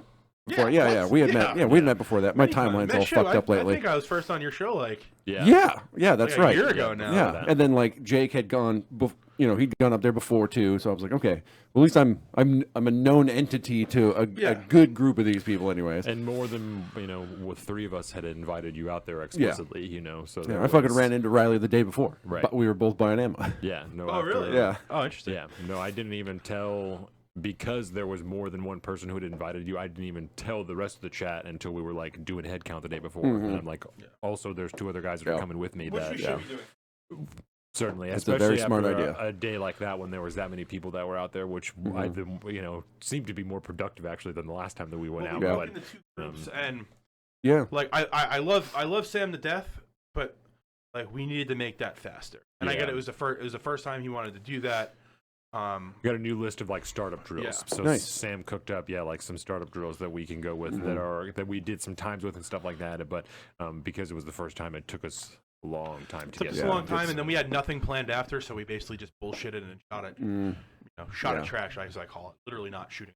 But it was unproductive. You're not doing drills. You're just having fun. We were doing drills, but not ones that translate to realistic things. We were doing like at the Hort's End, we're taking like 75-yard pistol shots and stuff like that, which is like fun. But I'm not ever going to take a 75-yard shot in real life with my pistol. No. I'm not going to do that. I'm not wasting that especially ammo. if I have a fucking rifle on me. I'm not doing that. Exactly. That's not going to happen. So there was a lot of stuff that I think turned out well. There's a lot more discussions to be had. Yeah. I think the group kind of like collectively. A lot of us agreed at the time thing, and we're just like, hey, we're getting to the point now where we could be serious and be like, here, we have some expectations. And I think everyone's kind of chilling and thinking because the chat's been pretty quiet since then. Yes. So I think, very quiet. Everyone is kind of. I was a big part of the chat, and I have almost not touched it. Well, and me, if you're gonna fucking start talking to me about principles and rules and stuff like that, I'm gonna get involved. I'm gonna tell you like. This is a bad idea. This is a good idea. This is what I think, Yeah. And I wasn't going to initiate a conversation like that, but once it started, I'm not going to. You're not going to not be involved. No. Like, I'm going to, all right. That's not me, Yep. That is not you. That's not me. So, I apologized to Jordan after the first day, like towards the end of the day. I was like, I'm sorry that I've been on my phone so much today. Like, this is what is happening. And so this is. We're all trying to deal with some shit. Yeah. I think it was left in a good place, but I think so. I'm ready to go blasting again. The chat has been quiet. I think not for good reason, but it's healthy. I feel like, hey, next time we go out, let's make a fucking good one. Yeah. Yeah. I think it'll be a little more regimented, and I think it'll still be plenty of fun. But I also think there'll be probably some more discussions the next time that we're out about, I like this, I don't like this. You know, we have to do that. We've gotten too big. Yep. Well, not too big, but we've gotten like 9 of us, 10 of us. Yeah. So it's of the ones that seem to be showing up all the time. Yeah. And it's easy after a while too, when everybody gets so comfortable with what's going on. It's easy to get a little laxdaisical sometimes, and just kind of you kind of slip back a little bit, and 1,000%. I got flagged a bunch of times, and I felt bad, like when I said it, because it was like Bronson. It was like, you were the last one. I'm not saying this just because you did it right now. You just happened to. That was like my final straw of looking down a fucking barrel of a gun. Yeah. When it doesn't help that, like, you know, there's multiple people out there that are also like making content, and they're, you know, so people are walking around like, I'm doing it. That's part of the deal. Bronson's doing it. The fucking new guy was out there, which was a whole different deal of like, I don't know this guy, and now he's taking fucking and he's like videos. laying on his back shooting a little short AR. Yeah. Like, let's work on hitting the target standing 10 feet away before you're laying on your back shooting. Yeah. Like, let's scale this accordingly. Yeah. Because, like, I don't do that because it's impractical. It's stupid. Some shit that just doesn't make sense. Yeah. You know. Like, cool that you've seen it in a fucking Black Hawk Down. Yeah. Like, Right. Whatever. I'm gonna have to cut this out just as a separate clip, and on the Patreon, just so all the Amblemen that are on there could know exactly where to go to get that. Like, let's just hit this one clip real quick. All right. Well, I guess getting back into that relationship, there were a lot of things where even my mom started to not like her anymore, and I was just like, I need to get out of this. She made the decision for us. One night I got back from fishing, and I was drinking some beer, and I had dinner made, dude. I had it already plated. She walks in. I was like, I'm done. Whatever. Walked out. Never saw her again. Never talked to her again. Really? It was just instant. Oh wow. Yep. Even since then? Gone. Like ghost. Interesting. Like this person doesn't exist. Like, I dread seeing her in person. Like, I will fucking break down. Yeah, that's not. It's not. Doesn't seem that healthy. Although I don't know. It just doesn't seem normal. I think her for fear one, was but... I was going to try to convince her to stay, and I probably would have. But looking back now, I should. I am appreciative that it's. But what really fucks me up and dependency thing is, my entire life I've always. I went from my household with big household. I went to the military, where obviously I'm around people 24/7. They'll never let you be alone. Yep. I was married. I dated a chick who was at my house every day. Then I was with this girl for 5 years. So after that, I was alone. I moved the trailer to an RV park where I spent a year or so completely alone. Only time I'd talk to people outside of work was when I'd be with the Amble Men, or I have another friend that you haven't met that I see from an old Army buddy. Other than that, I'm alone in my own thoughts, and I'm not good at that. Like, I've learned to appreciate it now, about a year and a half later, especially with this house and stuff, where I'm like, it was really hard because I did not like being in the trailer because there was too much of that relationship still in there. Oh yeah. And too many memories, and it was a small space, shitty space I didn't want to be in. I was uncomfortable. Like, the couches are bullshit. It's fucking RV, a nice RV, but it's bullshit. Like, I wasn't happy in the space I lived in. I wasn't happy where I lived. I lived out in fucking Shelton, and I worked in Port Orchard, and I had to drive gobs of miles every day, destroying my fucking truck. Yep. I just spent a lot of time very, very unhappy about my situation, and I started getting very pessimistic about how it could get better. And really, just up until recently, getting the house, I felt as if nothing was going to ever change. And I wish I had people around me more during those times, and it's not like I'm reaching out to people. Hey, can I know people have fucking lives. Like, hey, you want to, like, hang out? Can we go to a bar and just, like, talk for a while? And I fucking should have. And I probably still should sometimes do that now, too. But it's like, I don't want to be a fucking burden on anybody. I already feel like I ask you for too much. Like I asked Riley for too much. Hey, can I come do this? Can I come do that? And it's like, okay, well, let me put myself in their shoes. It's like, okay, it's not really a big fucking deal, but it's like when I'm always the one asking, it starts feeling like I'm a fucking leech on people, and it's like, you know, I don't want to be that person. I know that feeling. Yeah, I know that feeling. Yeah, I've also been in that. You know, Jordan's family is a great one. Jordan and I first got together. I moved from my house into her parents' house, and we lived in her parents' house together. And then we moved into Keyport together, and then we moved here. So I've lived up until this house, lived somewhat under the wardship of Jordan's family. That's my sister's boyfriend. And she's lived in my basement for like 8 years. Yeah, they just moved out like 2 weeks. Right, and that during that time, things would go wrong, but nothing really went wrong because it all worked out. Everything was owned by someone that was in Jordan's family. Well, and that puts you in a hard spot too. With again, like, fuck, I'm not gonna say that word again. But everything you have is now under their umbrella, where you have to not appease, but it can feel that way though. Yeah. You're always carrying that burden. Be like, well, they've done all this stuff for me. Yeah, and there are many times in which I felt like, where they were helping us out with bills or something like that or whatever. I needed to fix something on the car and I didn't have money, or I don't know what have you. Where I felt like I'm not providing anything to them. Like they're constantly giving something to me, and I don't. This dynamic feels uncomfortable to me, and it takes. You're not able to reciprocate necessarily. But you have to recognize that what they are asking for or expecting in reciprocity is not what they've given you. You know, and I can tell you, I can personally speak to that from my perspective.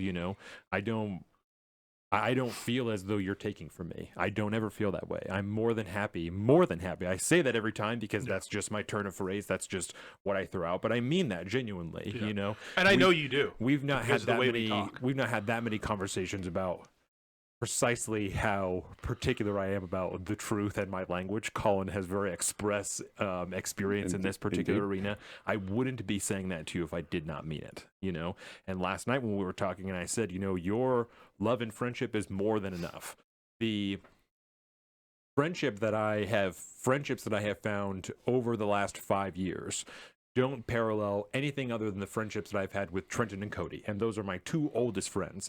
We had talked about this when we were shooting. I had a very, very hard time making friends when I was a kid, particularly with guys. Really, really difficult time. And so it wasn't until I was an adult that I began to make actual adult male friends or male friends outside of Trenton and Cody who are rejects of society all on their own. We found each other in that regard. So the friendship that I have with you is it's invaluable. I don't doubt that you will help me when I need it. Yeah, that's why I'm more than happy to help you. I don't care if it's inconvenient. I don't care if it's whatever. It's when somebody asks you for something, it's almost never going to be your first instinct to be like fucking yes. It's almost never going to be that. That's just the reality of that. What? It's the same deal as the fucking people we know and haven't feelings towards somebody. It's about how you react to that. I care about you, so it easily defeats that first thing of, well, I have to do this, I have to do this, I have to do this, I have to whatever. Yep. It's the same deal with him. I don't. Well, it's like Sean. I went and helped him with his truck, and it's like I want to help. I want to come help you. Like it's out of my way, and it's like, yeah, I wish I didn't have to drive, but I want to. Yeah, exactly. I want to go help. And I'm going to feel better. I'm going to feel better about myself afterwards because I'm like, oh, that was nice. Which do you believe that means it's not altruistic? If you are happy that you help somebody, that make it not altruistic? No, I had a platoon sergeant who was like, if you're doing it because it's going to make you happy, that's not true altruism. Because altruism is doing something because you feel like it's the right thing to do, right? Yeah, exactly. Not expecting it's not self-serving. It's not self-serving, right. But it's like, well, a lot of like volunteering, I would rather work for nothing than work for a wage. Yeah. In a lot of cases, if it's good. And everybody who volunteers gets something out of it. Yeah. That's to a T. Anybody you ask about their experience volunteering will tell you that I'm not receiving money. I'm receiving fucking something, whatever, love, compassion, a full heart, whatever. Whatever, what have you. It is because for everybody it's going to be a little bit different. But and that I don't think that makes it not altruistic. If your express intent to only help somebody is because you know you get off by helping somebody. You're posting That's on social different. media. If you're fucking giving homeless people money to post videos of it on the internet, that's not altruism. You're doing it because you know that you're going to get things that come back from that. You know, so generally if you're speaking, doing it and you're not talking to somebody about it afterwards. That feels, if we weren't going to do this thing, I would never have discussed with anybody that I helped you move an engine yesterday. Like, it wouldn't have been, that's... Oh, yeah. I mean, and that's just... You might that's tell just the boys, could be like, oh, that's fucking cool. Right, but that's awesome. It wouldn't be, be like fucking... I helped Brine yesterday. Isn't that fucking good of me? I'm so good. No, it's just yesterday I fucking, that's what I did. I guess that's the line. And when I left work, I was like, I'm going to go fucking help. I don't know what I'm doing. You were jazzed. So I'm helping Brine move a fucking engine. I don't know what we're doing. Yeah, you should look on his face when he was like, this is gonna be, I don't know what we're doing exactly, but it's going to be fun. I don't care. I told you, I enjoy. We got it done pretty quick. It was not too bad. It's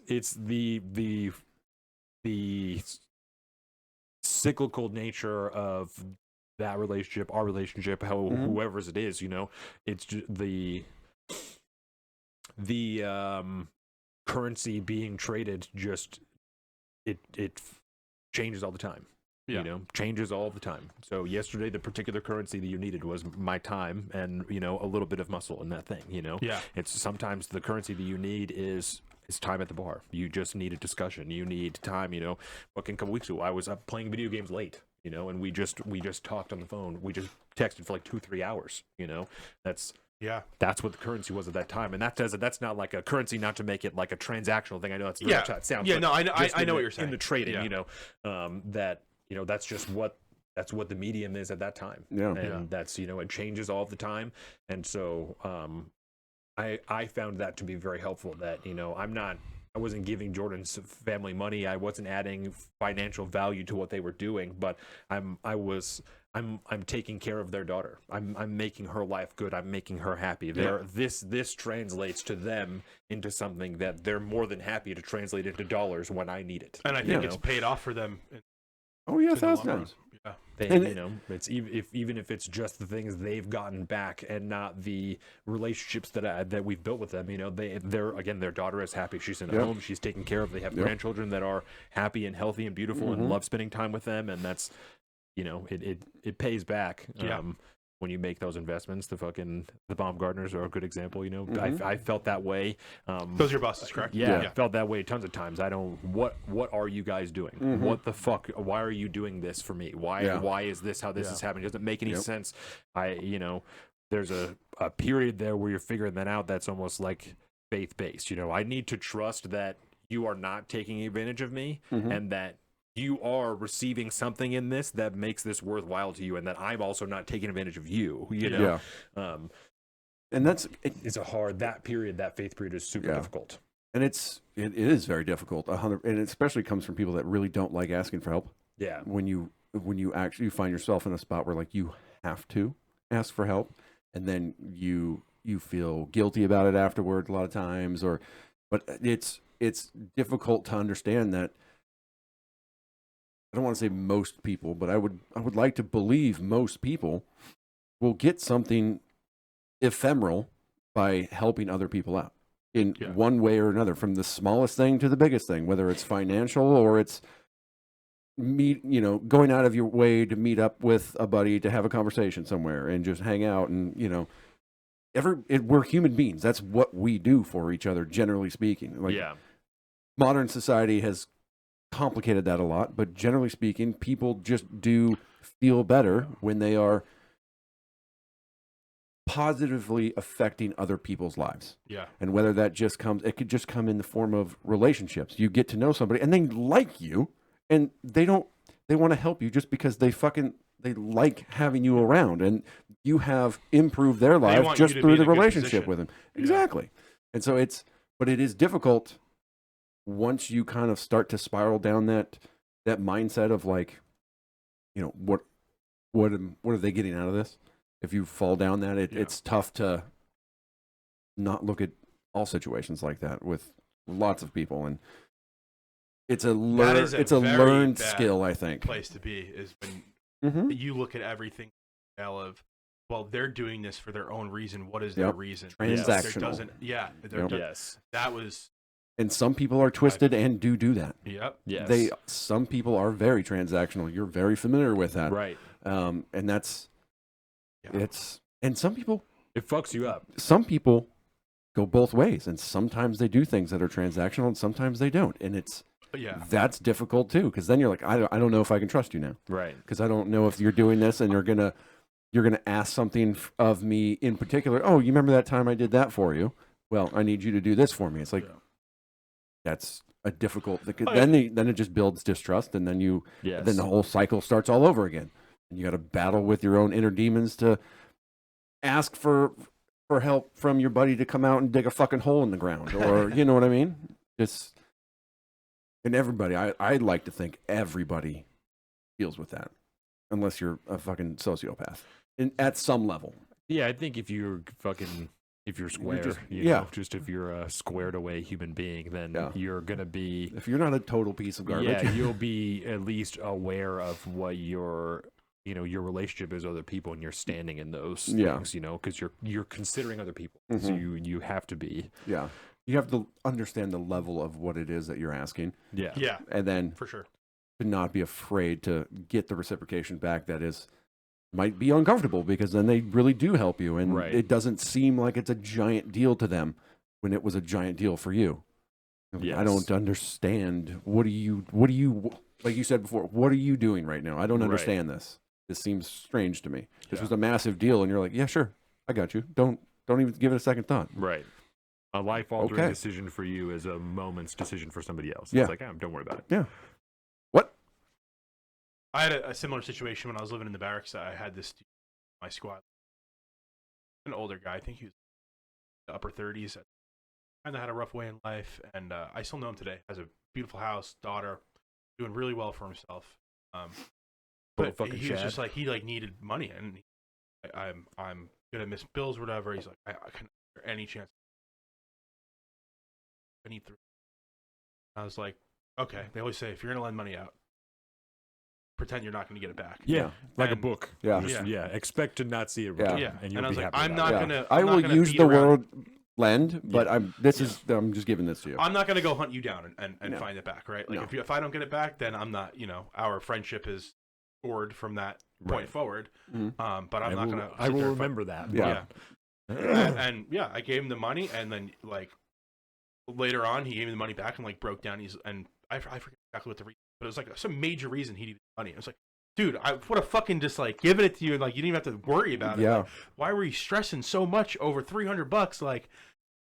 Any but one of these doors in the barracks, if you would have explained their situation, probably would have given you $300 fucking dollars. If they had, Yeah. And just sometimes you just gotta say what you need. Those things can feel and that is yes. I know all too well that is very difficult for a lot of people to do. Yes. I think that's the whole point of the show, right? Is sometimes you just have to fucking say what you need. Yep. Yeah. Yeah, that is it. And I'll fucking, in the name of the show, I'll go as far as I think that's particularly difficult for men. That's because we're fucking men. Our job is to serve. It is to provide for people, and so to have to ask for something from somebody else is counter to everything that drives us. You know, it's not that women love asking for fucking handouts, but they can have an easier time. That's whatever. I'm not going to fucking explain myself. I feel comfortable in that assertion that it can be much easier for women to ask for help. Can also be much more difficult, but generally speaking, for men in particular, for that type of help, for help providing for your family, if it's a money thing that's I'm going to miss a bill, I can't fucking do this. And I'm a worthless piece of shit. I don't. Yes. Even if you are working your fucking ass off, you know, that's I was standing at my table in Bennick, working 55 hours a week, and still needing help and being like, what are you doing? What am I going to do? What am I going to do? What am I going to do? And then a week of that, and be like, don't be a fucking asshole. That's what you do, is you don't be a fucking asshole, and you do the thing you need to do. It's okay to ask for help. Fucking humble yourself, and you do what you need to do. There's no shame in requiring assistance. There's no shame in asking people for help. It's strong. It's a strong thing to ask for help when you need it. To try and bear more than you can it's a horrific mistake. Yep. Because you do pay for it. That gap after my breakup where I did feel like I had nobody. I had one. I had the Ambleman, which I just met. You guys, it was not the relationship we have now. Riley, I would have asked for because before we started going out as the Ambleman, I had known Riley years or so previous to this. It was a very different group 2 years ago than it is now. Yeah, and, well, it wasn't even like it was just dudes Riley knew, and he wanted whatever. What we have now is fucking crazy that we were able to get. We have this. And the spot we have We're a to fucking do it is dangerous crazy militia extremist group, you know? Just kidding. Yeah, absolutely not. And There's no leadership structure. It can't be a militia group. It's precisely right. Yeah. Not getting into that now. Not getting into that now. I was very careful with what I said. Yeah, not getting into that now. But after that breakup, it was like, I need to move this trailer. I need to do all these things. And it was like, I felt fucking lost. Riley helped me move the trailer and stuff. And a lot of it is like, I don't need someone to come help me to do this. Like, I can get it done myself, but if there's any caveats or anything goes wrong, like that engine yesterday, I could have probably done myself and figured out a way to do it. But I was like, if anything goes wrong, now I'm sitting there with my dick in my hand going like, oh shit, what do I do now? Now I have to call somebody in an emergency where I'd rather just come now. Yeah, I'd rather just have someone there as a set of eyes, a set of arms, fucking set of quad, powerful legs. Powerful leg. I hopped over the bed of the truck and he just wrenched that fucking block around. Just yeah. And like I could have done that, but I'm a big dude. I'm lumbering, right? Like it's easier and quicker for me to do. Yeah, exactly. and I appreciate it a ton. And also, more hands means less work. Yeah. Oh, little letter, Kenny. Oh yeah, that's right, baby. That's right. I love it. But yeah, there's that time I just felt so fucking alone and I was like, I need to get into a relationship or something, and I didn't. I was like, okay, what I really need to do, focus on me, lose some weight, get my life together, and really figure out what it is I want in life. Do I want to move to Everett? And I was like, you know what? No, I want to be around this area. I love this side of the bridge. Like, Kitsap County is fucking wonderful. Like, yeah, it's got its own little problems. There's a couple streets. Yeah. But it's like, overall, it's just a gorgeous place to live. It's a small city. It's a good spot. Good spot. We don't deal with a lot of the big city issues that we have over there. And I was like, and now we bought the house, and I see a week because my parents helped me. I wasn't, wasn't doing this without help. Parents, grandparents, like my mom bought me the beds. She's been looking. She's the one who found the couch today. Nice. Shout out, Mom. Yeah. Yeah. Oh, dude, my parents are. Oh yeah. Yeah, moving over the last. Shout out to the Gills. The Gills. Yeah. Like, I would not have been able to do what I did without, proper help when I needed it. I wanted. This is a problem with asking for help. Even like, there's a certain part of you that says, I need to do as much of this by myself as I can, because I also have something to prove to myself. There's a lot of. You're juggling a lot of things. I got myself into this mess. I have to get myself out. Your ego. I got my own ego that I have to deal with. And there's a healthy and unhealthy level of that. Yeah. That some, yes, you should be doing, because you do need to do this for yourself. But also, you to do shit. Yeah. You also need to, like, I did ask for help from my mom and stuff too for certain things, and some other of her friends that had certain things. And then I called, I got help from my buddy Matt one day, and it, like I did reach out in a minimalistic fashion when I needed to, which was good. But I do feel good that I did most of it myself, because this is something that after really thinking about it, I needed to do myself, because for one reason or another. Emptied out? Yeah, offloading 15 years of my life was a lot. I'm doing that now with the trailer in my storage unit, and like, you come across things that you haven't thought about in a very long time. Oh yeah, and it's a trip. Yep. Sometimes it's a trip. Yep. And I threw it right in the back of the dump trailer and took it down to the dump, and there was just, with every load, it was like another layer of a burden that just got shed. Like, oh, that was fucking nice. Yeah. Oh, that was nice. But it's a weird thing to do mentally as you're going. You're like, well, there's a decade and a half of my life that I'm shedding so that I can be moving forward. It's literally going in the trash. It's literally going in the trash. Yeah. That's where I'm at. Where like I'm 2 tons of stuff in. Jesus. Yeah. But 15 years of collectively moving around and having somewhat of a what do you call that? Where they just collect things. Hoarding? Yes, not really a hoarder, but yeah, somebody that just always eclectic. No, it's hoarding's close, but yeah, you just collect things over time, and then they just never really go away. And, and having a partner like that most of life, and then you just kind of, well, they're doing it, so I do it too. And next thing you know, you just have tons of shit that you're moving everywhere, and it's so nice to just be like, oh, good shit. But it's also nice sometimes to get that fresh start. In my case, I got the house now, and I'm in a new area that I haven't lived before, and I'm like, all of this is ready for me to really make it what I want. And I don't, the trailer's still there, but when I'm in the trailer, I still feel like I was never out of that part of my life, right? Well, trailers right now you can get a pretty penny for, so it'll be it's there's a good market for it. It's gonna be my parents' vacation home. That's perfect then. Yeah, my mom already has all these ideas and. Better to meet your parents. Yeah. Oh yeah, for sure. Sounds like you got a good set. Oh, I mean, they are the most wonderful parents I think anyone could ever have. I can't see how better. Like, short of them literally bankrolling my entire life because they're bajillionaires. Right. Yeah. Like, but that's not the type of parents that's not where it matters. What matters is them being supportive. And you wouldn't be as cool if they did that. Yeah. You would be a fucking a dick if that's how they did. Most people whose lives are like that are a good kind of dick, though. Yeah, I know. It seems like you've tasted it a lot. Whoa, just around here. I'll introduce you to my black friends. I can get you at least four. At least four. Yeah? I'm down with that. They're all cool dudes, I'll tell you that much. Super cool. Some of the best dudes I've met. Yeah. I mean, it's not even that I didn't have a lot of black. I just didn't have a lot of friends. Just fucking with you. Period. There's not that many black people around here. Yeah. This is a predominantly white and Pacific Islander area, and there's never been that many black people before. Like you and now, like Sean, I'm gonna hang out with Sean a bunch. Like, and Riley, I had one friend in Puyallup. That was it. Yeah. Like literally, that was it. Other acquaintances I had were through my ex, her friends that she grew up around. Yeah, we'll get you there. I did that for a long time. I was like one or two dudes max, and sometimes it was like one, and we didn't really see each other very much or talk to each other very much. My good friend in the Army, we're so fucking different. Like, he is a in bed by 7 p.m.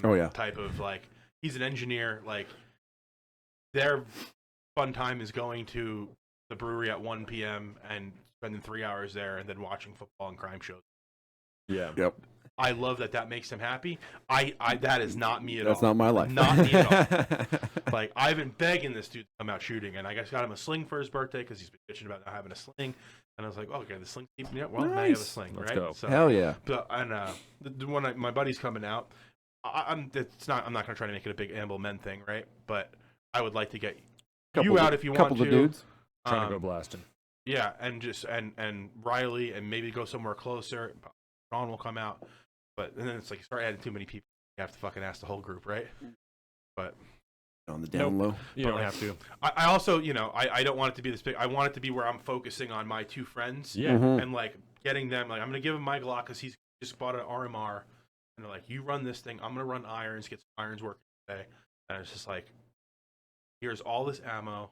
Here's some nice targets set up. Setting up some timers. It's just like. Get a taste of what it could be if this is something you want to get into. This is because this dude's a big gun guy. He's got a bunch of guns, but he shoots. And it's just like, let's do it. Let's have some good fun. Yeah. Let's get some concealed shit going. We'll get some good work. Exactly. I introduced Donovan to guns, and he introduced me to what you can. You should try to come out them. to that day actually, because it'd be perfect. Good basics day. Yeah. Exactly. A good basics day. No offense, I actually didn't really watch you shoot at all, so I don't know where you're at. But I think I shot okay. He's shot perfectly okay. adequate. I have no fear or shame in saying I quickly surpassed him but I also shoot fucking 7 times as much as he did. Yeah. Because he just doesn't. If he shot as much as I did, he'd probably be better than I do because he's been shooting way longer than me. Oh, there's different. I guarantee you put him with a bolt action rifle and a deer. He's gonna get that kill you've got things going on that you aren't even. I'm a nice long range guy. I can you're not shoot even pretty thinking well. about and you understand wind and scent. Yeah, and he's been all our the other designated things. Overwatch guy. As soon as I started fucking around like this, I was like, "You get to be." You should see my bolt gun. Yeah, I have a wild bolt gun. It is not set up for hunting. Okay, it is a long range heavy gun, boy, but it is a very sick. Yeah. With that, boys, unless you have anything else you want to add to this particular episode, just save it for part 3, maybe. Yeah. No, I mean that was. I didn't. I puffed up a little bit, but we'll get you there. Yeah, no, it's that getting out of that relationship was very fucking hard, and I felt lost for so long. And just like sitting here now, funny we're talking about asking for help. Well, asking for help could mean coming over and helping me move an engine out of a storage unit, or backing my trailer up the driveway, or it could mean, hey, I just need to get wasted tonight and fucking cry to you and let me crash on your floor. Yeah. Like, because there are probably times I should have done that where I wouldn't have had to think to myself, if I get too drunk tonight in my own place and I have that gun right there, am I going to fucking kill myself? Because there's legitimate reason for that. And if I didn't have my son, if I didn't have my son, a lot of the stresses around that wouldn't have been there, and I probably wouldn't have been to that point. But now, like, every major move I make in my life has to be, is this what's best for him? And obviously, killing myself is not right. About the opposite. Decision. But yeah, I'm in a much better place now over these last few weeks, and I I get home and I sit down and actually have that. Like, I'm home now. It's starting to feel more like home. Yeah. And just driving through the area, like I don't feel as much like an outcast because I have a friend like you. Now, a friend like you too. Gotta get together. Yeah. If my thing doesn't work out, I'm gonna go see fucking Hippie and the Squids tonight. Let's go. That blew my mind when I saw that. I was like, no way. Mind blown. But love it. Well, yeah, I think just given what we talked about today, I think you and I will have some. I will have some questions for you next time about the period after. Yeah. And that kind of stuff, and we'll really dive into some of that stuff, and we'll bounce some shit off of each other because going through it now. And I'll be the first one to say that I need help with that now. And it's difficult to talk to people about that haven't done it. Yeah. Because it's hard to say, but nobody else can relate. So I look forward to the next time. I look forward to it too. And yeah. Plus, you're just a fucking cool dude. I like being around. I was gonna say, it doesn't have to be in front of a microphone either, too. Like, I'll get your number after this, but let's go have some beer sometimes. Absolutely. Yeah, we live relatively close now. Yeah. I love it. All right. Well, gentlemen, this has been real. Everybody, thank you very much. Yes, I think the only closing, I think we've just been telling people to stay safe. I think that's what stay strong. Is it? Yeah, be brave, be strong, be safe. Because I thought that it doesn't something matter. like that. Yeah, it doesn't matter. I like it. We're still working it out. Keep it tight, everyone. Keep it tight. Keep it tight. We'll see you next time. Welcome to the south of the streets, coming at you every week with this food for thought. Hope you ready.